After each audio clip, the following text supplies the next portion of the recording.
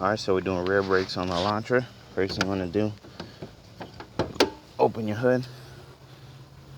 Reservoir is located on the driver's side. Take off the cover. Come and take off your tire, the 21 lug nuts. Then you want to remove that number 14 there and that bottom one there. Once your 14s are out, just want to remove your caliper. You can use a pry bar and just pry it off. Caliper's off. Remove your old brake pads. Then we're going to compress your piston.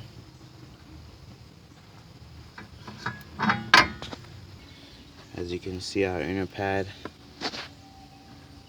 has a little clip on the side, right there. Just want to make sure you get the same one that matches. Put it on the right side. So we're going to install the new pads now. New pads are installed.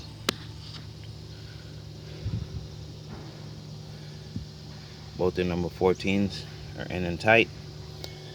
Just put back on your tire with your 21 lug nuts. Cover back your reservoir. Same process on the other side before you cover your reservoir. And make sure you pump your brakes before you move off. And that's the Hyundai rear brake pad replacement. Thanks for watching. Subscribe, comment, hit that like button. See you next time.